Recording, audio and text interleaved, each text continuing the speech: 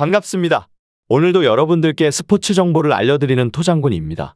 구독과 좋아요, 저에게 큰 힘이 됩니다.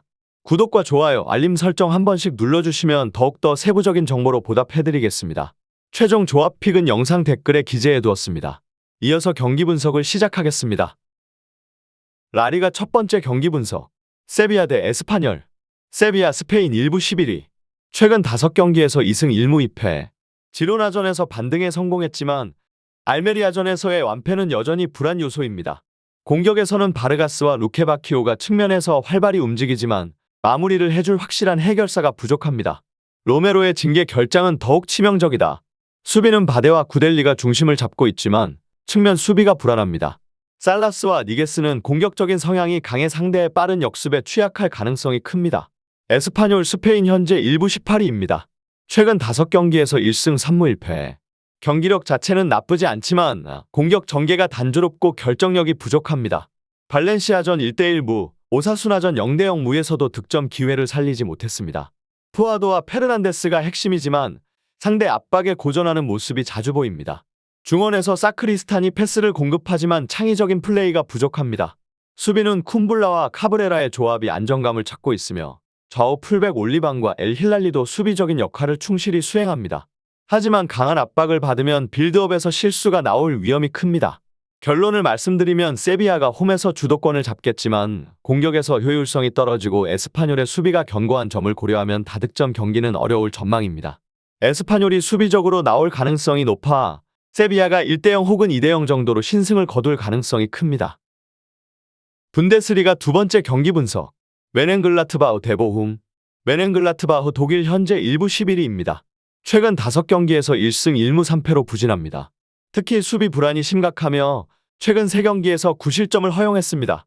클라인디엔스트가 제공권을 활용한 공격을 시도하지만 오노라의 부재로 인해 측면 공격의 창의성이 떨어졌습니다. 엘베디와 파키아로디아가 중앙 수비를 맡지만 뒷공간이 쉽게 열리는 문제가 있습니다. 이타쿠라와 프리드리히의 결장까지 겹쳐 수비 뎁스가 더욱 얕아진 상태입니다. 보훔 독일 현재 1부 17위입니다.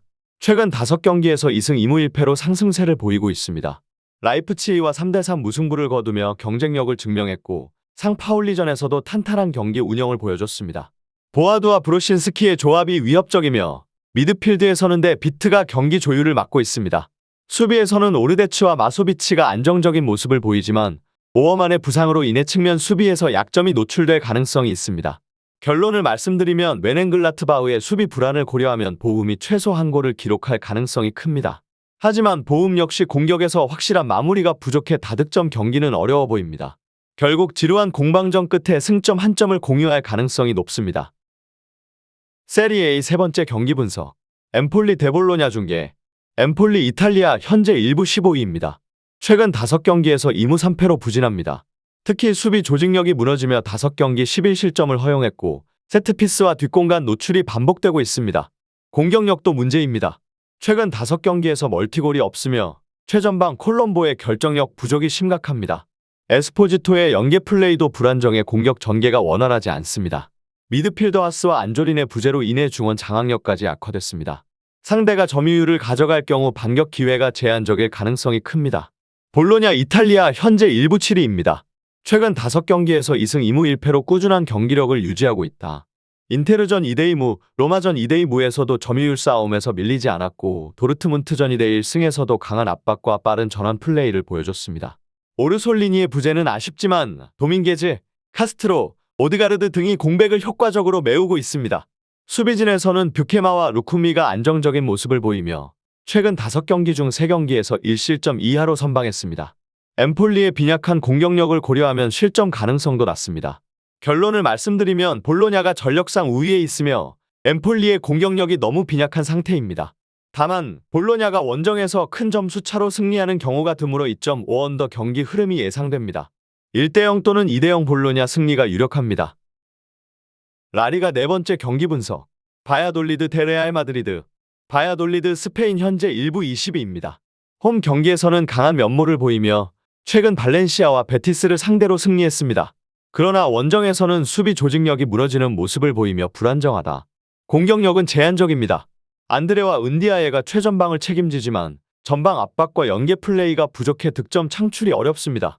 미드필드진에서 키페레스와 아마랄이 패스 전개를 담당하겠지만 상대가 레알 마드리드라는 점을 감안하면 수비적으로 내려앉을 가능성이 높습니다.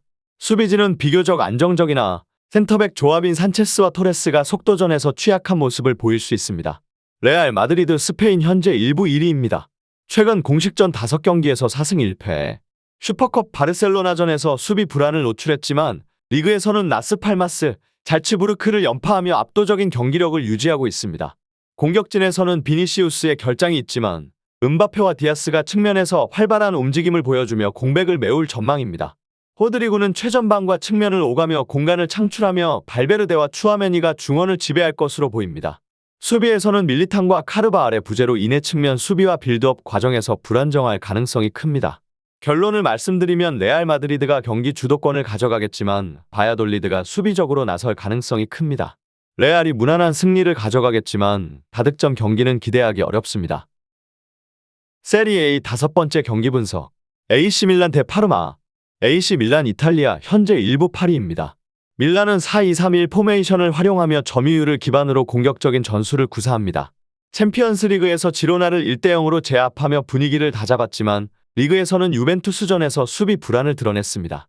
최근 5경기에서 2승 1무 2패로 기복이 있습니다. 레앙, 퓰리식, 모라타로 구성된 공격진은 위협적이며 테오의 오버래핑도 여전히 날카롭습니다. 하지만 로프터스치크의 부재로 중원의 창의성이 감소했고 티아오와 에메르송의 부상 공백이 커 수비진 안정성이 떨어졌습니다. 최근 강팀을 상대로 수비가 쉽게 흔들리는 모습이었기에 이 부분이 변수로 작용할 가능성이 큽니다. 파르마 이탈리아 현재 1부 16위입니다. 파르마는 4-4-2 포메이션을 활용하며 수비적으로 운영한 뒤 역습을 노립니다.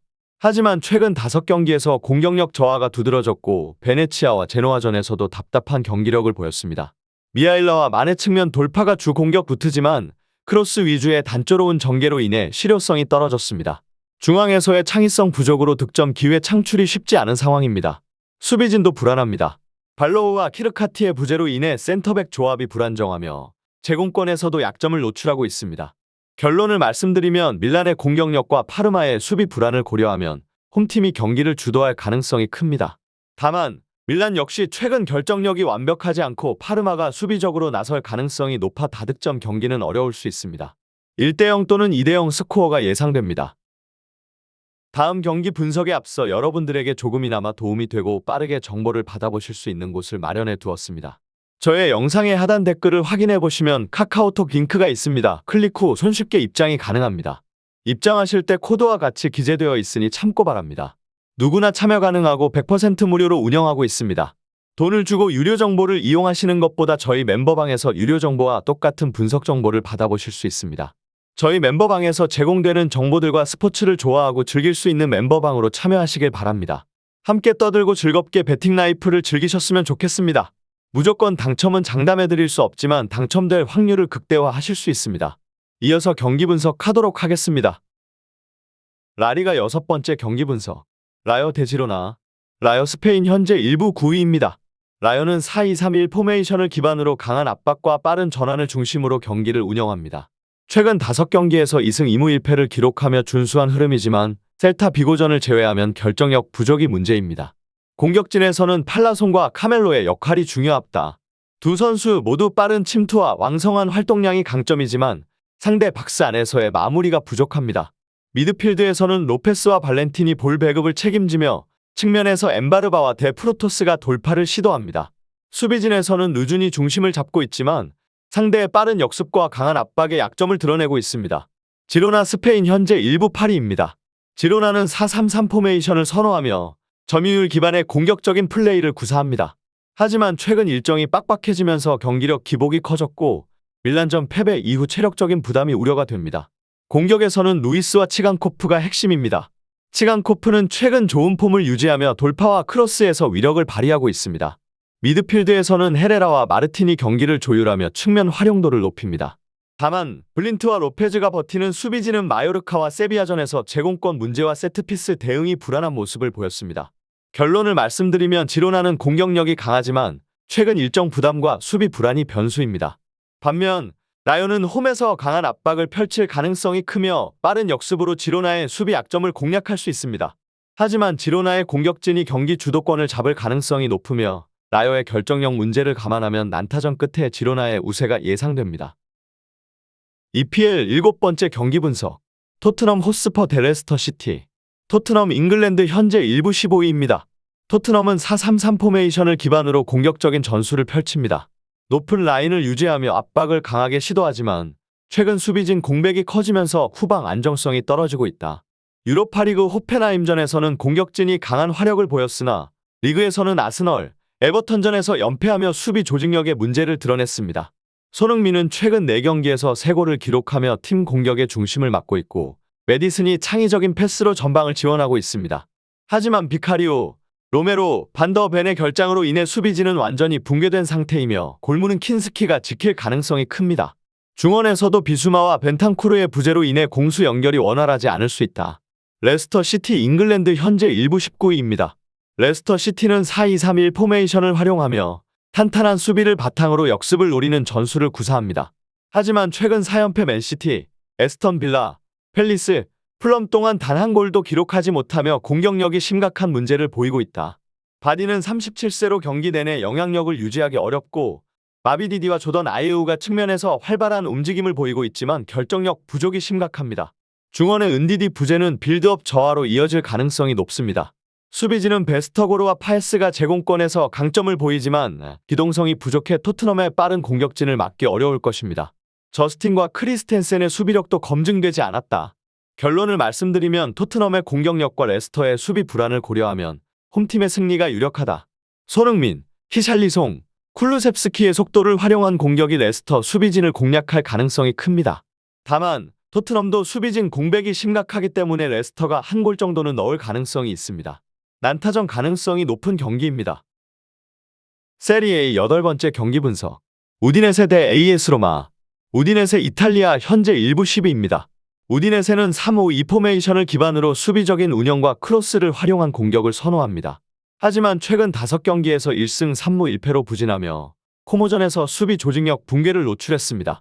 수비진의 공백이 가장 큰 문제입니다.